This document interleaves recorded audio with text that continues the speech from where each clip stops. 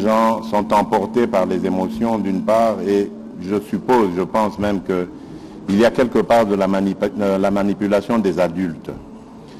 La MONUSCO est venue en partenaire en République démocratique du Congo pour nous aider à éradiquer les violences, à stabiliser le pays et surtout à protéger les populations. Je peux comprendre cette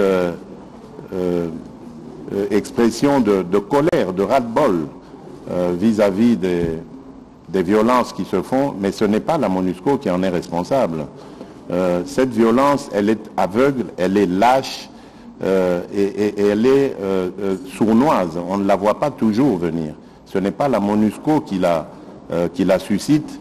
Et donc vous devez comprendre que la MONUSCO est là pour nous accompagner dans les efforts que nous fournissons. Et je vous promets, chers enfants, en tant que père d'abord, mais ensuite en tant que chef de l'État, que j'apporterai les solutions à vos problèmes.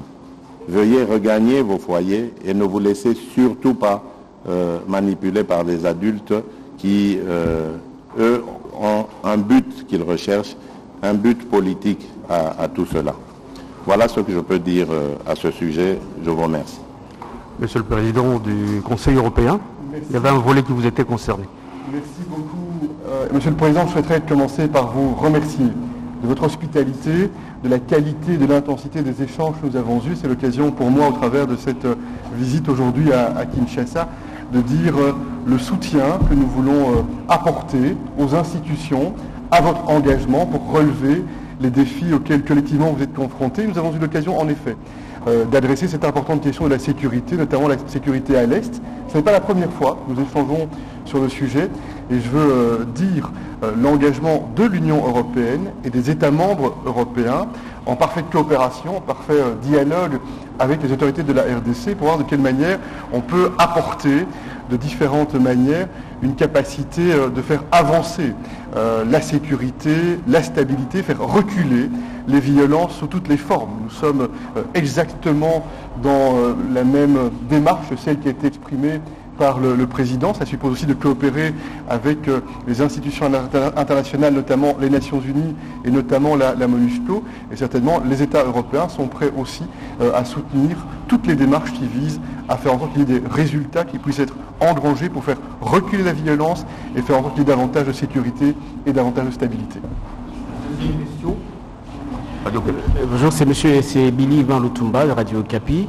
Monsieur le Président du Conseil européen, vous avez dit que vous avez discuté par rapport aux défis. Le plus grand défi en RDC, c'est l'enseignement. Ma question va aussi s'adresser à Monsieur le Président de la République. Dans les discussions que vous avez eues avec le chef de l'État, il se pose le problème de la gratuité de l'enseignement, de l'effectivité de la gratuité de l'enseignement, qui a des soucis pour se mettre en pratique ici en RDC. Dans ces échanges-là, est-ce que vous avez un appui substantiel à apporter au gouvernement de la République du Congo? Et Monsieur le Président, est-ce que après l'investiture du gouvernement, vous avez eu quand même beaucoup de défis par rapport à ce qui concerne la gratuité de l'enseignement et les enseignants se plaignent par rapport à cette gratuité. Avec l'avènement du gouvernement Sama Lukonde, quel est le souffle nouveau que vous allez apporter pour que cette gratuité soit effective?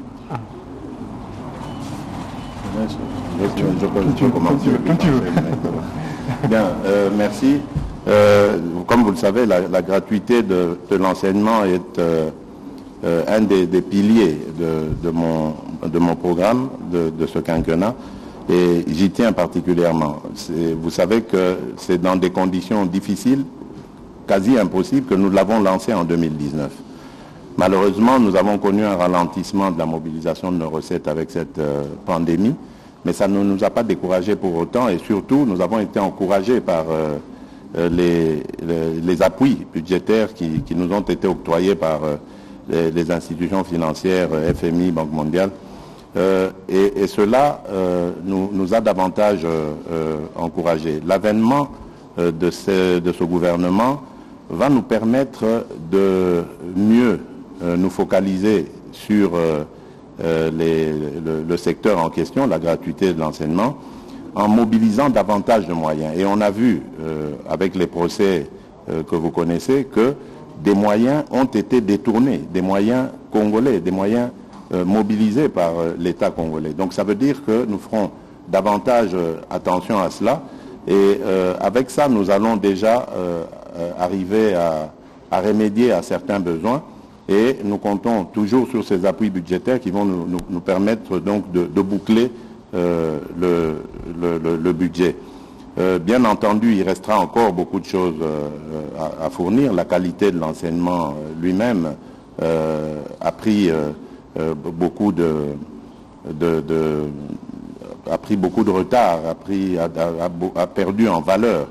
Nous allons donc accentuer les efforts pour améliorer la qualité de l'enseignement.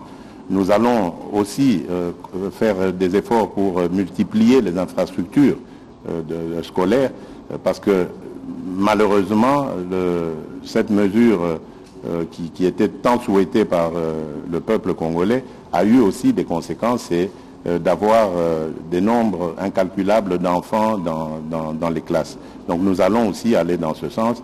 Et le partenariat justement avec l'Union européenne, c'est celui-là aussi, celui d'obtenir des accompagnements, du soutien, des conseils, de l'encadrement, du renforcement de nos capacités pour y faire. Donc je pense que je reste optimiste et nous allons réussir à relever ce défi. Merci beaucoup. L'éducation est un levier puissant pour le développement, pour le progrès, pour la capacité de relever le défi. Et en cela, nous voulons soutenir l'ambition très forte qui a été exprimée par le président dès son entrée en fonction, dès son entrée en responsabilité. Et on a eu l'occasion dans nos échanges d'aborder de manière plus opérationnelle, plus concrète, de quelle manière, notamment au travers des programmations pour le partenariat entre la RDC et l'Union européenne sur le plan bilatéral, on peut identifier les secteurs, les thèmes pour lesquels on veut être un partenaire loyal, solide et engagé. Nous voulons soutenir parce que nous savons qu'il y a des défis importants. Nous savons que le président et le gouvernement qui vient de s'installer a une vision avec un certain nombre de priorités qui doivent être relevées au départ des autorités, au départ des institutions. Et l'Union européenne veut s'inscrire dans une démarche de partenariat et de soutien. Il y a la dimension économique qui est importante. Faire en sorte, et le Covid-19 est un choc qui frappe le monde, et ce pays n'y échappe pas, faire en sorte que l'on puisse investir pour les infrastructures, investir pour attirer du secteur privé à croire dans le pays et à développer de l'activité, développer de l'emploi. Il y a la dimension de l'éducation qui a été mentionnée, il y a la dimension de la santé, on en a parlé également beaucoup, parce que pour le bien-être de la population, la capacité de faire progresser les infrastructures, de faire progresser la qualité pour les soins de santé est aussi un enjeu extrêmement important. Et on a aussi abordé, je n'y reviens pas, la question de la sécurité, parce que la sécurité et la stabilité sont aussi les conditions pour réussir à faire en sorte que l'on progresse.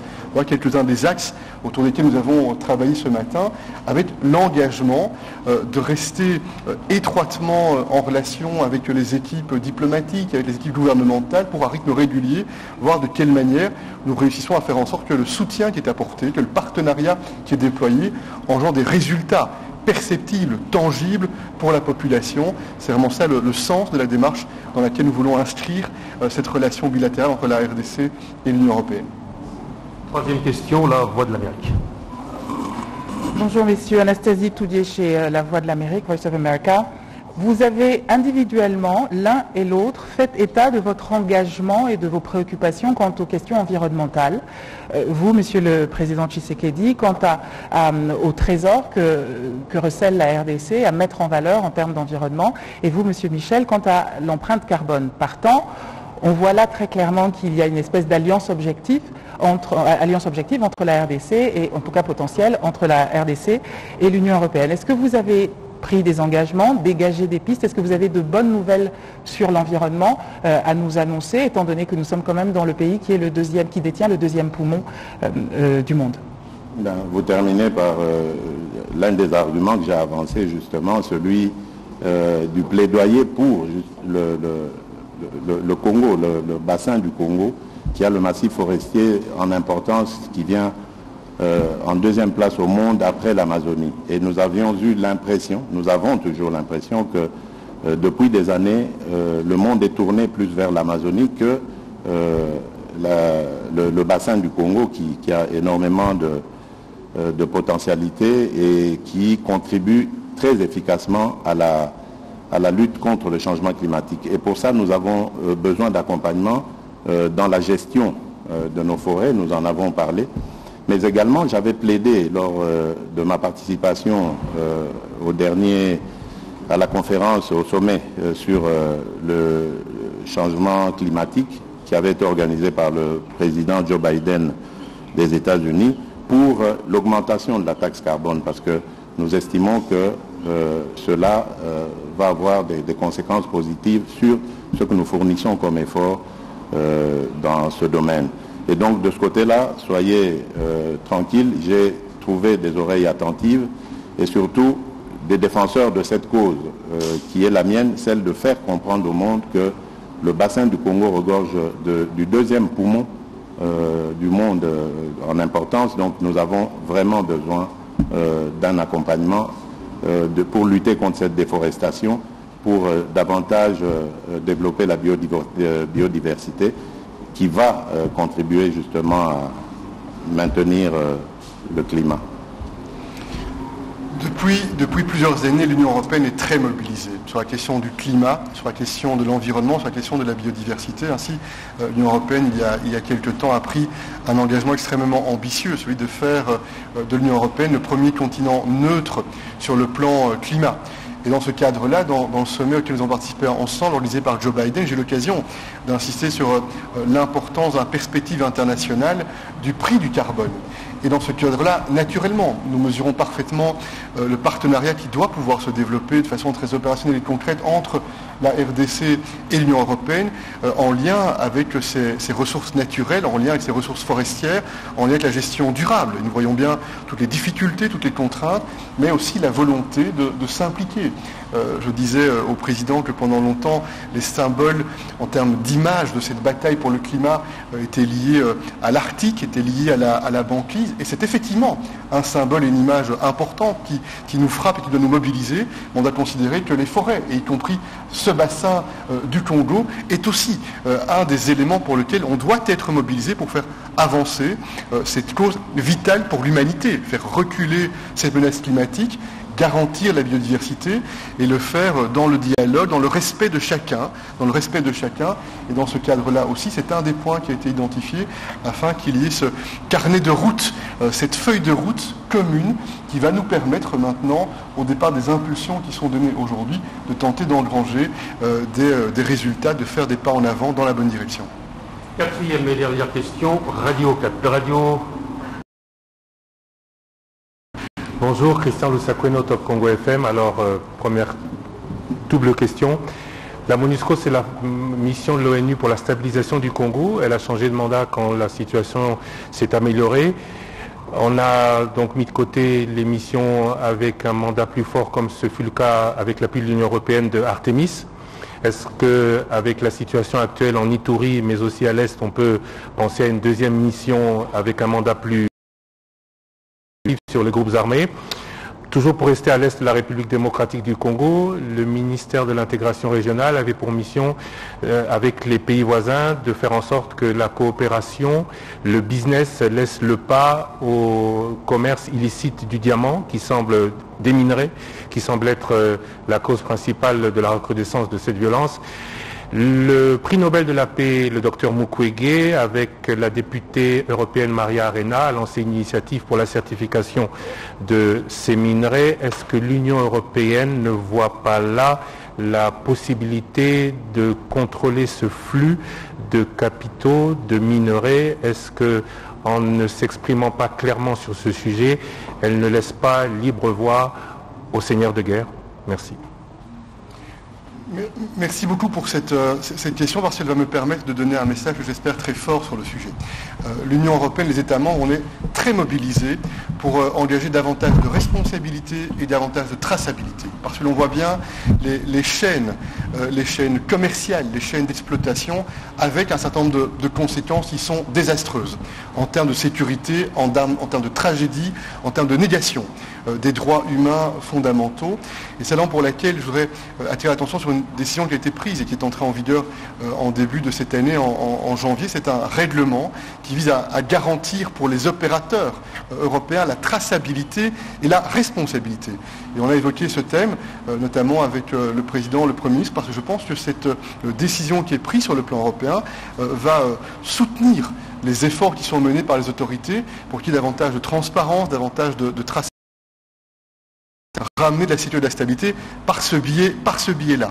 La question maintenant sécuritaire, la MONUSCO ou d'autres missions de dimension plutôt européenne, quelques éléments par rapport à cela. D'abord, dans le cadre des Nations Unies, y compris au Conseil de sécurité des Nations Unies, où plusieurs États européens sont membres de ce Conseil de sécurité, il est certain qu'il y a régulièrement des évaluations, des discussions sur les différents mandats en lien avec les missions des Nations Unies. C'est le cas très certainement aussi pour la MONUSCO et l'Union européenne, les États membres. On est prêt à être engagés avec nos partenaires internationaux et bien entendu avec les autorités de la RDC sur ce sujet-là. Sur le plan européen, sans parler nécessairement de la comparaison avec Artemis, il y a une capacité et une volonté aussi dans le dialogue qui a été entrepris depuis quelques temps maintenant avec le président, de regarder comment on peut mobiliser du support, par exemple en termes du renforcement des capacités, en termes de soutien pour faire les réformes de sécurité nécessaires, en termes de formation également, pour avoir cette capacité de jouer un rôle positif, stabilisateur, mais chaque fois en lien avec les priorités de la RDC, avec la priorité qui doit être exprimée par le président, par les autorités. C'est dans ce cadre-là que nous voulons chaque fois vérifier comment on peut mobiliser nos expertises européennes, nos forces européennes, nos atouts européens au service de cet objectif commun qui est la sécurité et la stabilité.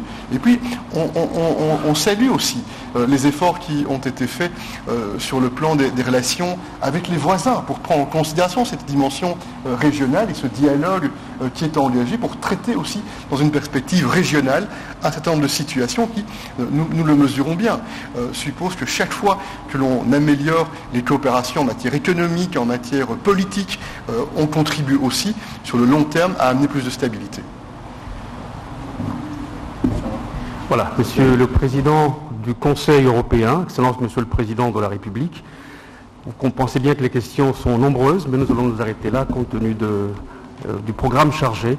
Laissez-moi vous dire simplement grand merci. Merci.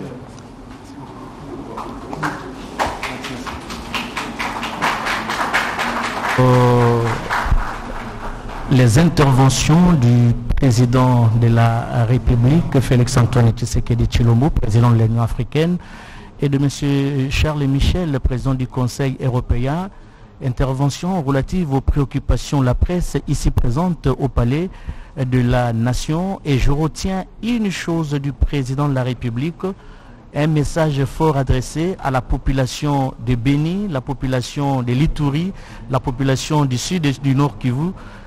Les chefs de l'État est plus que jamais déterminé à restaurer la paix dans ces parties du territoire national. Et c'est un engagement fort, il l'a dit et il l'a également répété aujourd'hui. Il va se rendre sur place à l'est du pays et pour compatir au malheur qui frappe les différentes victimes de ces atrocités causées par les groupes armés. Il raccompagne donc là à travers ces images et cet échange avec les protocoles, il raccompagne Charles Michel qui prend part à bord de sa Jeep et qui part. Les deux personnalités vont certainement se retrouver dans quelques minutes ou dans quelques heures pour la remise officielle. Sinon, si le président n'y sera pas, il va certainement mandater soit le Premier ministre, soit un membre du gouvernement. Mais je crois que les dispositions ont été prises pour que le président de la République soit personnellement présent à cette importante cérémonie qui aura lieu, nous le rappelons, au port fluvial de l'Onatra. Il y a 2 bateaux baliseurs qui seront donnés à la régie des voies fluviales pour le balisage du fleuve Congo et ses affluents. Voilà Charles Michel qui quitte donc là le palais de la Nation qui va se rendre certainement dans son hôtel ou à la délégation de la commission de l'Union européenne ici à Kinshasa, mais je vous rappelle que tout à l'heure, les deux personnalités vont se retrouver pour la cérémonie de tout à l'heure et la RTNC a pris toutes les dispositions possibles pour la retransmission de cette cérémonie. Je disais tout à l'heure, en rapport avec l'insécurité dans la partie est du pays, le président de la République, Félix Antoine Tshisekedi Tshilombo, est plus que jamais déterminé à mettre fin à cette aventure qui a trop duré, et les nouvelles en notre possession font état l'arrivée sur place des soldats congolais, des militaires qui sont allés renforcer les unités qui sont déjà sur place, et c'était une lueur d'espoir de la part de la population de Beni et la population de Goma, la population de Bunia. Et dans quelques jours, quelques semaines certainement, le garant de la nation s'y rendra pour mettre fin à cette aventure. Et le président de la République qui va prendre part à bord de sa Jeep, je crois que immédiatement après, les deux personnalités vont se rendre au niveau du port fluvial de l'Onatra. Le président prend part à bord de sa Jeep. La direction, nous allons voir, mais la destination, nous ne serons pas en mesure de vous donner la destination, mais ce qui est vrai est qu'il y a une autre cérémonie qui est prévue au niveau du port fluvial de l'Onatra pour la remise des baliseurs pour la circulation au niveau du fleuve Congo et ses affluents. Très chers téléspectateurs, grand a été pour nous le plaisir, grand a été pour nous, merci Monsieur Miché, merci pour cette sympathie, grand a été pour nous le plaisir de vous retransmettre en direct cette tête-à-tête entre le chef de l'État congolais, Félix Antoine Tshisekedi Tshilombo, président de l'Union africaine, et Charles Michel, président du Conseil européen. Regardez, je suis entouré par mes confrères de tous les jours. Il y a Astrid au Congo pour le Swahili et Mathieu Modibangu pour le Lingala. Il fignole bien sur Lingala, je l'aime bien. C'est toute l'équipe de la RTNC qui était mobilisée, l'équipe technique ici. Avec la réalisation de John Bidoya, toute l'équipe technique, je ne saurais citer le nom de tout le monde. J'ai dit bonjour et merci, et surtout au directeur général de la RTNC, Ernest Kabila. Merci également au ministre de l'Information, Patrick Mouyaya, qui vient d'arriver et qui a trouvé un secteur avec beaucoup de problèmes. J'espère qu'il a la capacité de les résoudre parce que les compétences, il y en a. Il suffit d'une simple volonté politique pour que les choses changent. Grand merci à toutes les stations provinciales qui nous ont pris en relais et télévisions partenaires qui nous ont pris en relais. Merci à l'équipe technique qui est sur place à la RTNC Lingwala. Merci. Nous allons remettre l'antenne momentanément à la RTNC Lingwala pour chercher Edith Tchala afin de couvrir la cérémonie de tout à l'heure de remise des deux baliseurs à la République démocratique du Congo. Merci et au revoir.